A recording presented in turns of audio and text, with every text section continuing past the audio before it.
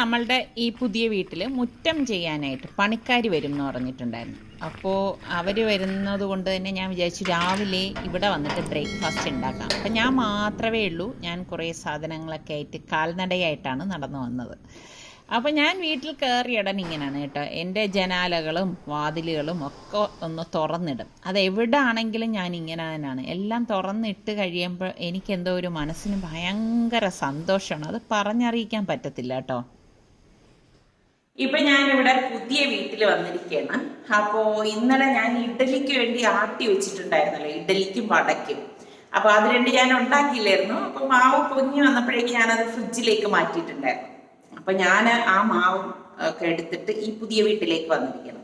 അപ്പം ഞാൻ വിചാരിച്ച് ഇവിടെ വെച്ചിട്ട് ഇന്നത്തെ ബ്രേക്ക്ഫാസ്റ്റ് തയ്യാറാക്കാം. ഞാൻ എപ്പോഴും പറയത്തില്ല, ഞാനിങ്ങനെയാണ് ആട്ടറ ചിലപ്പോൾ അവിടെ ആയിരിക്കും, ഉണ്ടാക്കണത് ചിലപ്പോൾ ഇവിടെ ആയിരിക്കും. രണ്ടിടത്തും പരിപാലനം നടത്തുന്നുണ്ട് കേട്ടോ. അപ്പം നമുക്ക് ഇന്ന് നല്ല സോഫ്റ്റ് ഇഡ്ഡലിയും നല്ല സ്പെഷ്യൽ സാമ്പാറും വടയും ഒക്കെ തയ്യാറാക്കാം. ഞാൻ പറഞ്ഞില്ലേ, നമ്മളുടെ കിച്ചൻ്റെ ആ ഭാഗം ഫ്രണ്ട് സൈഡിലായിട്ടാണ് വരുന്നത്. അപ്പോൾ അതുകൊണ്ട് തന്നെ ഇവിടെ നിന്ന് കഴിഞ്ഞാൽ എനിക്കെല്ലാം കാണാൻ സാധിക്കും. ഞാൻ നിങ്ങൾക്കൊരു കാര്യം കാണിച്ചു തരാം. ഈ റാക്ക് കണ്ടോ, ഇത് ഞാൻ ആമസോണിൽ നിന്ന് വാങ്ങിച്ചതാണ് കേട്ടോ. നല്ല യൂസ്ഫുള്ളാണ്, നല്ല മെറ്റീരിയലാണ്, നല്ല സ്ട്രോങ്ങും ആണ് സംഭവം. എനിക്ക് നല്ല ഇഷ്ടപ്പെട്ടു. ഇതിൻ്റെ പ്രത്യേകത എന്താ അറിയാവോ, ഈ റാക്ക് നമുക്ക് ഇഷ്ടമനുസരിച്ച് അഡ്ജസ്റ്റ് ചെയ്ത് വെക്കാം. അതുകൊണ്ട് തന്നെ നമ്മുടെ ഈ ടാപ്പിന് ഡിസ്റ്റർബ് ആകാത്ത രീതിയിലാണ് ഈ റാക്ക് നിൽക്കുന്നത്.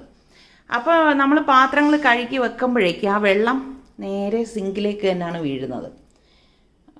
നല്ല ഭംഗിയുണ്ട് അല്ലേ? നല്ല ഭംഗി എന്നല്ല, നല്ല ഉപകാരമുണ്ട് സംഭവം. അപ്പോൾ ഇത് ഡ്രൈ ആവണ അനുസരിച്ച് നമുക്ക് കബോർഡിലേക്ക് മാറ്റുകയും ചെയ്യാം. അപ്പോൾ എനിക്ക് നല്ല ഇഷ്ടപ്പെട്ട് ഞാൻ സെലക്ട് ചെയ്ത ഒരു റാക്കാണ്. ഇതിൻ്റെ ലിങ്ക് വേണമെങ്കിൽ ഞാൻ ഡിസ്ക്രിപ്ഷൻ ബോക്സിൽ കൊടുത്തിരിക്കാം കേട്ടോ. നിങ്ങൾക്ക് യൂസ്ഫുൾ ആണെങ്കിൽ നിങ്ങൾക്ക് വാങ്ങാമല്ലോ. അപ്പോൾ ഞാൻ ഇഡ്ഡലിക്കും വടയ്ക്കൊക്കെ ആട്ടിക്കൊണ്ട് വന്നിട്ടുണ്ടല്ലോ. അപ്പോൾ സാമ്പാറിന് വേണ്ടിയിട്ട് ഞാൻ സാമ്പാർ പരിപ്പ് എടുക്കുകയാണ്. അപ്പോൾ കുറേശ്ശെ സാധനങ്ങൾ ഞാനിവിടെ എല്ലാം ഫില്ല് ചെയ്ത് വെച്ചിട്ടുണ്ട്. ഇതുപോലെ അത്യാവശ്യം വേണ്ടതെല്ലാം റെഡിയാക്കിയാണ് വെച്ചിരിക്കുന്നത്. അപ്പോൾ ഏകദേശം ഒരു 1/2 കപ്പ് സാമ്പാർ പരിപ്പ് നന്നായിട്ടൊന്ന് കഴുകിയെടുക്കണം. സാമ്പാർ പരിപ്പ് കൂടിപ്പോരുത്. കൂടിപ്പോയി കഴിഞ്ഞാൽ സാമ്പാറിന് അത്ര ടേസ്റ്റ് ഉണ്ടാകത്തില്ല. അത് എത്രയും സാമ്പാർ പരിപ്പേ ഞാൻ എടുത്തിട്ടുള്ളൂ. അപ്പോൾ അത് കുറച്ച് വെള്ളം ഒഴിച്ചിട്ട് നമുക്ക് കുക്കർ മൂടി വെയിറ്റ് ഇട്ടിട്ടൊന്ന് വേവിച്ചെടുക്കാം. ഒരു 3-4 വിസിൽ കേൾക്കുമ്പോൾ അത് വെന്ത് കിട്ടും. ഇന്നിപ്പം ഞാൻ എളുപ്പത്തിന് വേണ്ടിയിട്ട് ഇൻഡക്ഷൻ കുക്കറിലാണ് വേവിക്കുന്നത് കേട്ടോ. അപ്പോൾ ഞാനിതാ ഇഡ്ഡലിത്തട്ട്, ഇതിപ്പോൾ ഞാൻ വീട്ടിൽ നിന്ന് എടുത്തുകൊണ്ട് വന്നതാണ് കേട്ടോ. ഇതൊക്കെ ചുമന്നുകൊണ്ടാണ് ഞാൻ നടന്നു വന്നത്. അപ്പോൾ ഇഡ്ഡലി പാത്രം അടുപ്പത്തേക്ക് വെച്ചിട്ടുണ്ട്. വെള്ളം അത് ചൂടാകുന്ന സമയത്ത് ഞാൻ ആട്ടിക്കൊണ്ടുവന്ന മാവാണേ. അപ്പോൾ ഈ മാവ് ആട്ടുന്നതിൻ്റെ വീഡിയോയൊക്കെ ഞാൻ എടുത്തിരുന്നു. പക്ഷേ എഡിറ്റ് ചെയ്യാൻ നോക്കുമ്പോഴേക്ക് ടൈം കൂടുതലായി പോകുന്നു. അപ്പോൾ ഞാൻ വിചാരിച്ചു പിന്നെ അത്രയും ലെങ്തി ആക്കേണ്ട ആവശ്യമില്ലല്ലോ എന്ന് വിചാരിച്ചിട്ട് അതങ്ങ് കട്ട് ചെയ്ത് കളയാണ് ചെയ്തത്. അപ്പം നിങ്ങൾക്ക് ആർക്കെങ്കിലും ഇതുപോലെ വടയുടെ മാവും ഇഡ്ഡലി മാവും ഒക്കെ റെസിപ്പി വേണമെങ്കിൽ ഒന്ന് പറഞ്ഞാൽ മതി. ഞാൻ ഏതെങ്കിലും ഒരു വീഡിയോയിൽ അത് ഇൻക്ലൂഡ് ചെയ്യിക്കാം കേട്ടോ. അപ്പം ഞാൻ ഒരുപാട് പ്രാവശ്യം ഈ പറഞ്ഞ മാതിരി ഇഡ്ഡലിക്കും വടയ്ക്കും ഒക്കെ ആട്ടുന്നതും അരയ്ക്കുന്നതും ഒക്കെ കാണിച്ചത് കൊണ്ടാണ് പിന്നെ ടൈമും കൂടുതലായി പോവേ മാറ്റിയത്. അപ്പോൾ ഞാൻ മാവെല്ലാം കോരി ഒഴിച്ചിട്ട് അത് ആവിയേറ്റാനായിട്ട് വെച്ചു. ഞാൻ എപ്പോഴും പറയില്ലേ, വലിയ ഇഡ്ഡലി തട്ടാണ്. സാമ്പാറിന് വേണ്ടി ഞാനിവിടെ 2 ടേബിൾ സ്പൂൺ കടലപ്പരിപ്പ്, 6 വറ്റൽമുളക്, 1/4 ടീസ്പൂൺ ഉലുവ, 1/4 ടീസ്പൂൺ കുരുമുളക്, 1/2 ടീസ്പൂൺ ചെറിയ ജീരകം, പിന്നെ 2-3 ചെറിയ പീസ് കായത്തിൻ്റെ കട്ടയാണ് ഞാനിവിടെ എടുത്തിരിക്കുന്നത്. അപ്പോൾ ഇത് ഇത്രയും നമുക്കിനി ഒന്ന് വറുത്തെടുക്കണം. അപ്പോൾ ഒരു നെല്ലിക്ക വലിപ്പത്തിൽ പുളി എടുത്തിട്ടുണ്ട്. അത് കുറച്ച് വെള്ളം ഒഴിച്ചിട്ട് പിഴിഞ്ഞിട്ട് നമുക്ക് മാറ്റി വെക്കാം. അപ്പം ഞാൻ ഇവിടെ ഒരു പാൻ അടുപ്പത്തേക്ക് വെച്ചിട്ടുണ്ട്. അത് ചൂടാവട്ടെ. ഇതിനിടയിൽ ഞാൻ നോക്കിയപ്പോഴേക്ക് നമ്മളുടെ ഇഡ്ഡലി കണ്ടോ പൊങ്ങി വരുന്നുണ്ട്. കറക്റ്റ് പരുവാണ്. അപ്പോൾ ഇതിപ്പോൾ ഞാൻ മാറ്റി വെക്കുകയാണ്. മാറ്റി വെച്ചാൽ മാത്രമേ അത് നമുക്ക് ഇളക്കിയെടുക്കാൻ എളുപ്പമുള്ളൂ. അപ്പം ഞാൻ പാൻ അടുപ്പത്തേക്ക് വെച്ചിട്ട് 1 ടേബിൾ സ്പൂൺ നല്ലെണ്ണ ഒഴിച്ചു കൊടുക്കണം. നല്ലെണ്ണ തന്നെ വേണം കേട്ടോ. പിന്നെ നമ്മൾ ഈ എടുത്ത് വെച്ചിരിക്കുന്ന കായം ഇതിലേക്ക് ഇട്ടിട്ട് വറുത്ത് കൊടുക്കാം. പിന്നെ നമ്മൾ ഈ വെച്ചിരിക്കുന്ന ഈ മസാല എല്ലാം ഇതിലേക്ക് ഇട്ടിട്ട് ഇതുപോലെ ഒന്ന് വറുത്ത് കൊടുക്കണം. അപ്പം ഫ്ലെയിം കുറച്ച് വെച്ചിട്ട് വേണം നമ്മളിത് വറുത്തെടുക്കാൻ. പിന്നെ നമുക്കിതിലേക്ക് ഒരു 3 ടേബിൾ സ്പൂൺ തേങ്ങ വേണം. അത് വറവ് വന്ന ശേഷം നമുക്കിതിലേക്ക് തേങ്ങയും കൂടി ഇട്ടിട്ട് ഇതുപോലെ ഒന്ന് ചൂടാക്കിയെടുക്കണം. നല്ലോണം വറുക്കേണ്ട ആവശ്യമില്ല കേട്ടോ. ഇതുപോലെ ഒന്ന് ചൂടായാൽ മതി. അപ്പോൾ തണുക്കാൻ ഞാൻ ദാ ഒരു പ്ലേറ്റിലേക്ക് മാറ്റിയിരിക്കുകയാണ്. അതേ പാനിൽ തന്നെ ഞാൻ 1 ടേബിൾ സ്പൂൺ നല്ലെണ്ണ ഒഴിച്ചിട്ട് ഒരു ചെറിയ സവാള ചെറുതായിട്ട് അരിഞ്ഞത് ഇതുപോലെ ഒന്ന് വഴറ്റി കൊടുക്കും. വഴറ്റി കൊടുത്ത ശേഷം അതിലേക്ക് ഞാൻ 1/2 ടീസ്പൂൺ മഞ്ഞൾപ്പൊടിയും കൂടി ചേർത്ത് കൊടുക്കുകയാണ്. എല്ലാം കൂടി ചേർത്തിട്ട് ആ പച്ച മണം മാറുന്നവരൊന്ന് വഴറ്റിയിട്ട് ഒരു തക്കാളി, ചെറിയ തക്കാളിയാണ് എടുത്തത്, അത് ഇതുപോലെ ഒന്ന് വഴറ്റിയെടുക്കും. അപ്പോൾ വഴറ്റിയെടുത്തിട്ട് ഇത് നമുക്ക് ഇപ്പോൾ നമ്മൾ വറുത്ത മസാലക്കൂട്ടിലേക്ക് ഇട്ട് കൊടുക്കാം. അപ്പോൾ ഇതെല്ലാം നല്ലതുപോലെ ഒന്ന് തണുക്കണം. തണുത്ത ശേഷം ഇതുപോലെ മിക്സിയുടെ ജാറിലേക്ക് ഇട്ടിട്ട് നമുക്കിതൊന്ന് അരച്ചെടുക്കണം. ശരിക്കും ഇത് നമ്മുടെ കേരളത്തുകാരുടെ സാമ്പാറല്ല കേട്ടോ, തമിഴ്നാട് സ്റ്റൈൽ സാമ്പാറാണ്. എനിക്ക് ഭയങ്കര ഇഷ്ടമുള്ളൊരു സാമ്പാറാണ്. നമ്മുടെ സലൂനും വളരെ ഇഷ്ടമുള്ള ഐറ്റമാണിത്.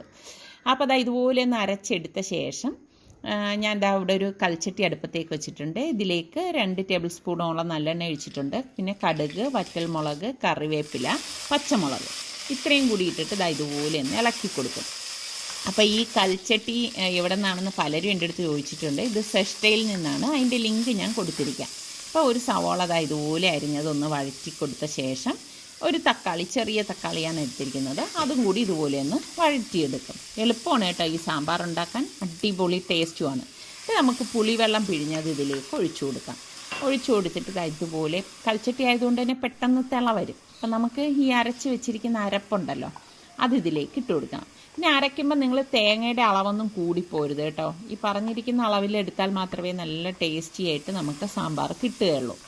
അപ്പോൾ ഇതുപോലെ ഒന്ന് ഇളക്കി വഴറ്റിയ ശേഷം ഞാൻ പരിപ്പ് കുക്കറൊന്ന് ഓപ്പൺ ചെയ്യണം. പാകത്തിന് പരിപ്പ് വെന്ത് വന്നിട്ടുണ്ട് കണ്ടോ, കറക്റ്റ് പരുവാണ്. അപ്പോൾ ഞാൻ ഇതിലേക്ക് കുറച്ച് വെള്ളം ഒഴിച്ചു, കാരണം വെള്ളം എല്ലാം ഇതിൽ വെച്ചതങ്ങ് വറ്റിപ്പോയി.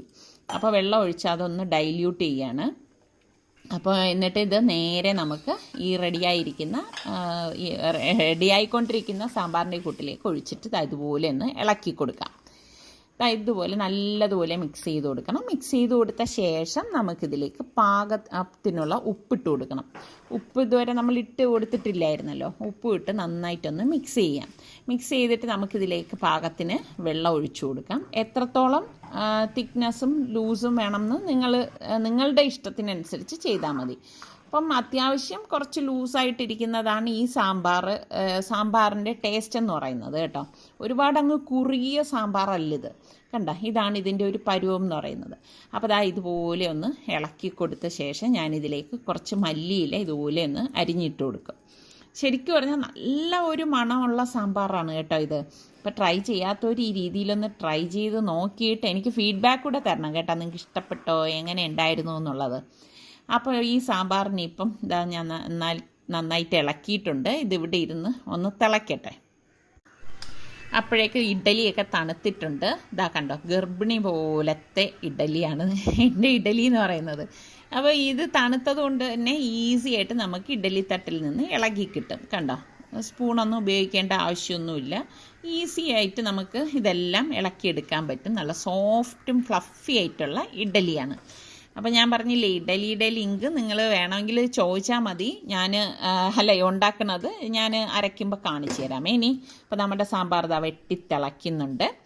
അപ്പോൾ ഇതുപോലെ തിളച്ച് വരുമ്പോഴേക്കും ഞാൻ സൈഡൊക്കെ ഒന്ന് ഒതുക്കി കൊടുത്ത ശേഷം ഇനിയിപ്പോൾ ഗ്യാസ് ഓഫ് ചെയ്ത് അടച്ച് മാറ്റി വെക്കുവാണ്. അപ്പം മല്ലിയില ചമ്മന്തിയാണ് ഉണ്ടാക്കാൻ പോകുന്നത്. അതിന് പച്ചമുളക്, മല്ലിയില, ഇഞ്ചി, ചുവന്നുള്ളി, തേങ്ങ ഇത്രയും കൂടി ഞാൻ ഈ മിക്സിയുടെ ജാറിലേക്ക് ഇട്ട് കൊടുക്കുകയാണ്. ഇട്ട് കൊടുത്തിട്ട് ഞാനിതൊന്ന് അരച്ചെടുക്കുകയാണ് കേട്ടോ. അപ്പം ഇതൊക്കെ ഞാൻ കണ്ടില്ലേ, 3 പച്ചമുളക്, എരിവൊക്കെ നിങ്ങളുടെ പാകത്തിന് എടുത്താൽ മതി. ഉപ്പും കൂടി ചേർത്തിട്ടാണ് ഞാൻ അരച്ചെടുക്കുന്നത്. എന്നിട്ട് ഇതിലേക്ക് ഞാൻ കുറച്ച് വെള്ളം ഒഴിച്ചിട്ടുണ്ട്. ഒന്ന് അരച്ച ശേഷമാണ് വെള്ളം ഒഴിച്ചു കൊടുത്തിരിക്കുന്നത്. വീണ്ടും അതൊന്ന് അടിച്ചെടുത്തിട്ട് ഞാനിതിലേക്ക് കുറച്ച് തൈര് കേട്ടോ, ഒരു പുളിപ്പിന് വേണ്ടിയിട്ടാണ്. ഏകദേശം 1 ടേബിൾ സ്പൂണോളം തൈരും കൂടി ഇട്ടിട്ട് ഇതുപോലെ ഒന്ന് അടിച്ചെടുക്കും. അപ്പോൾ നമ്മളുടെ മല്ലിയില ചട്നിയും റെഡി ആയിട്ടുണ്ട്. അപ്പോൾ വടയുടെ ഉഴുന്ന് ആട്ടിക്കൊണ്ട് വന്നിട്ടുണ്ടായിരുന്നു. ചുവന്നുള്ളി, കറിവേപ്പില, പച്ചമുളക്, ഇഞ്ചി ഇത്രയും ചെറുതായിട്ട് അരിഞ്ഞതാണ്. അപ്പോൾ ഈ ഉഴുന്ന് മാത്രമായിട്ട് ആട്ടിയെടുത്തതാണേ. അപ്പോൾ ആവശ്യത്തിനുള്ള ഞാൻ എടുത്തിട്ട് ഇതെല്ലാം കൂടി ഇതിലേക്ക് ഇട്ടിട്ട് നല്ലതുപോലെ കൈ കൊണ്ടൊന്ന് മിക്സ് ചെയ്ത് കൊടുക്കും. അപ്പോൾ ഇത് ഞാൻ നല്ലതുപോലെ അരച്ചെടുത്ത ശേഷം നല്ലതുപോലെ ഇതുപോലെ കൈ കൊണ്ട് മിക്സ് ചെയ്തിട്ടാണ് ഫ്രിഡ്ജിൽ വെച്ചിരുന്നത്. അപ്പോൾ ഇതുപോലെ എടുക്കുമ്പോഴേക്കും തന്നെ ആ ഉഴുന്നിന് നമ്മൾ കയ്യിലെടുക്കുമ്പോൾ തന്നെ വളരെ സോഫ്റ്റായിട്ട്, അതായത് ഒരു ഇങ്ങനെ കട്ടിയായിട്ട് നമുക്ക് തോന്നത്തില്ല കേട്ടോ. അതാണ് അതിൻ്റെ പരുവം എന്ന് പറയുന്നത്. അപ്പോൾ പാനിലേക്ക് ഞാൻ കുറച്ച് വെളിച്ചെണ്ണ ഒഴിച്ചിട്ട് കുറച്ച് കടുക്, വറ്റൽമുളക്, പിന്നെ കറിവേപ്പില ഇതൊക്കെ ഇട്ടെടുക്കുകയാണ്. ഈ താളിക്കണത് എന്തിനാണെന്നറിയാവോ? നമ്മളുടെ ചട്ടണിക്ക് വേണ്ടിയിട്ടാണ്. അപ്പം ഗ്യാസ് ഓഫ് ചെയ്തിട്ടാണ് ഞാൻ കറിവേപ്പില ഇട്ട് കൊടുക്കുന്നത് കേട്ടോ. അപ്പം നമ്മൾ ഇതൊക്കെ താളിക്കുന്നതുകൊണ്ട് തന്നെ ഗ്യാസൊക്കെ ആകെ നാശമാവും. ഇപ്പോൾ കുക്കിംഗ് കഴിഞ്ഞ് കഴിഞ്ഞാൽ പിന്നെ ഗ്യാസ് തുടപ്പൊക്കെ വലിയ ഒരു പണിയാണ്. അപ്പോൾ താളിച്ചെടുത്തിട്ടുണ്ട്. അപ്പം ഞാൻ വടയ്ക്ക് വേണ്ടിയിട്ട് ഓയിൽ ഒഴിച്ചു കൊടുക്കുകയാണ്. അപ്പം വട സാധാരണ ഞാൻ എപ്പോഴും കാണിക്കുമല്ലോ. അപ്പം നമുക്ക് എളുപ്പമല്ലേ, കയ്യിൽ കുറച്ച് വെള്ളം ഇതുപോലെ എടുത്തിട്ട് ഇങ്ങനെ മാവെടുത്തിട്ട് നടുക്കൊരു ഓട്ട ഉണ്ടാക്കും. ഷേപ്പൊന്നും നിങ്ങൾ നോക്കണ്ട. അപ്പം ഞാൻ എണ്ണ ചൂടായെന്നറിയാൻ കുറച്ച് മാവ് ഇതിലേക്ക് ഇട്ട് നോക്കിയിട്ടുണ്ടായിരുന്നു. അപ്പോൾ ചൂടായ എണ്ണയിലേക്ക് നമുക്ക് ഈ മാവ് ഇതുപോലെ ഇട്ട് കൊടുക്കാം.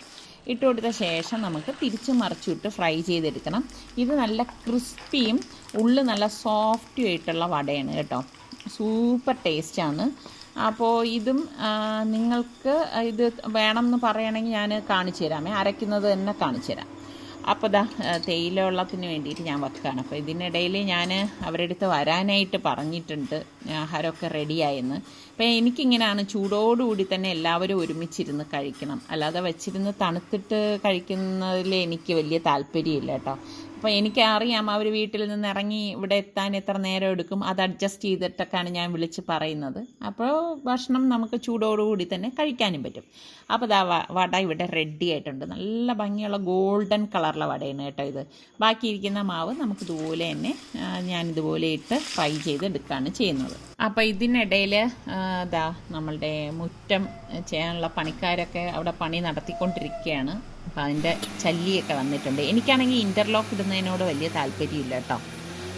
അപ്പോൾ ഇവിടെ ഇൻ്റർലോക്ക് അല്ല ചെയ്യാൻ പോണത്. അപ്പോൾ അതുകൊണ്ടാണ് ചല്ലിയൊക്കെ ഇറക്കിയിരിക്കുന്നത്. അപ്പോൾ നമ്മളുടെ സാമ്പാർ റെഡിയായത് ഞാൻ ഒരു പാത്രത്തിലേക്ക് മാറ്റുവാണ്. ശരിക്കും പറഞ്ഞാൽ നല്ല സൂപ്പർ സാമ്പാറാണ് കേട്ടോ. അപ്പം ഞാൻ വെറുതെ പറയുന്നതല്ല, നിങ്ങൾ ട്രൈ ചെയ്യാത്തൊരു ട്രൈ ചെയ്ത് നോക്കണം. അപ്പം ഞാൻ ഇതിൻ്റെ മീതെ കുറച്ച് താളിച്ചൊഴിക്കുകയാണ്. നിർബന്ധമൊന്നും ഇല്ല കേട്ടോ. അപ്പോൾ എനിക്ക് ഇങ്ങനെ മേശപ്പുറത്ത് വയ്ക്കുമ്പോൾ ഒരു ഭംഗിക്കൊക്കെ വെക്കണം, അതുകൊണ്ടാണ് ഞാൻ താളിച്ചൊഴിക്കുന്നത്. അപ്പോൾ ടേബിളിൽ നമ്മളുടെ സാമ്പാറും ചട്നിയും വടയും ഇഡലിയും എല്ലാം ഞാൻ റെഡിയാക്കി വെച്ചപ്പോഴേക്ക് കണ്ടോ, കറക്റ്റ് ടൈമല്ലേ അവരിതാ എത്തി. അപ്പോൾ ഇതാണ് ഞാൻ പറയുന്നത്, എനിക്ക് ടൈമിങ് അറിയാം, അതിനനുസരിച്ചാണ് ഞാൻ ഇവരുടെ അടുത്ത് എല്ലാം പറയുന്നത്. അപ്പോൾ ഇഡലിയും സാമ്പാറും ചമ്മന്തിയും വടയും ഇതിഷ്ടമുള്ള എത്ര പേരുണ്ട് ഒന്ന് പറയണേ. അതുപോലെ തന്നെ ഈ വടയ്ക്ക് ഏത് തരം ചമ്മന്തിയാണ് നിങ്ങൾക്ക് ഇഷ്ടം? നിങ്ങളുടെ കോമ്പിനേഷൻ എന്താണ്? ഓരോരുത്തർക്കും ഓരോരോ കോമ്പിനേഷൻ ആയിരിക്കുമല്ലേ ഇഷ്ടം. അതെന്താണെന്ന് ഒന്ന് പറയണേ. ചുമ്മാ ഒരു രസം കേട്ടോ.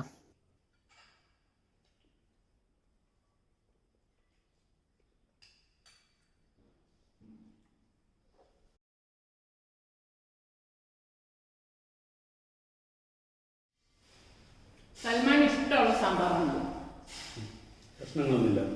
കഷ്ണങ്ങളില്ല എന്നുള്ളത് മാത്രമല്ല, ഇത് ഒരു ഡിഫറെന്റ് ടൈപ്പ് സാമ്പാറല്ലേ. എനിക്കൊന്ന് പണ്ട് ഞാൻ കുറേ വർഷമായി തോന്നുന്നു കാണിച്ചിട്ടുണ്ട്. ഇപ്പൊ സൽമയുടെ സാമ്പാർ ഉണ്ടാക്കുമ്പോഴൊക്കെ ഇടക്കിടയ്ക്ക് എൻ്റെ അടുത്ത് പറയുമ്പോൾ ഈ സാമ്പാർ ഉണ്ടാക്കിട്ടാണ്. എനിക്ക് ഇഷ്ടപ്പെട്ടത് ചമ്മന്തിയാണ്. സുൽത്താന വടയാ, നിനക്ക് ഇഡലിയാ?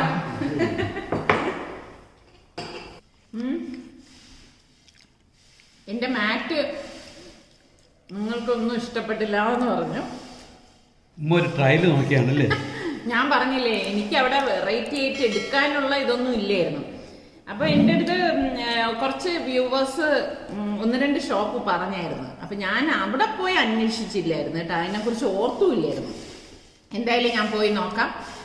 നിങ്ങൾ പറഞ്ഞതുപോലെ നിങ്ങൾക്കൊന്നും ഇത് ഇഷ്ടമല്ലെങ്കിൽ തീർച്ചയായിട്ടും ഞാനിത് മാറ്റും കേട്ടോ. ആരെങ്കിലും ഗസ്റ്റ് വരുന്ന സമയത്ത് വല്ലപ്പോഴും എടുത്തു ഇരിക്കാം. അപ്പോൾ ഇന്നത്തെ ഈ എപ്പിസോഡ് നിങ്ങൾക്ക് എല്ലാവർക്കും ഇഷ്ടമായെന്ന് വിശ്വസിക്കുന്നു. പിന്നെ നമ്മളുടെ ചാനൽ സബ്സ്ക്രൈബ് ചെയ്യാത്ത ആരെങ്കിലും ഉണ്ടെങ്കിൽ ഒന്ന് സബ്സ്ക്രൈബ് ചെയ്തിട്ട് ഷെയർ ചെയ്തേക്കണേ. അപ്പോൾ നമുക്കിനി അടുത്ത നല്ല റെസിപ്പിയോ വ്ളോഗോ ഇട്ടൊക്കെ വരുന്നവരെ എല്ലാവർക്കും ബൈ. എന്നെ ഫസ്റ്റ് സാലറി ഇന്ന് കിട്ടി. പിന്നെ വിചാരിച്ചു ഫസ്റ്റ് സാലറി ആയതുകൊണ്ട് തന്നെ വാപ്പാക്കും ഉമ്മാക്കും എന്തെങ്കിലും വാങ്ങിച്ചു കൊടുക്കാം. കാരണം അവർ കാരണമാണല്ലോ നമ്മൾ ഇതുവരെ എത്തിയത്.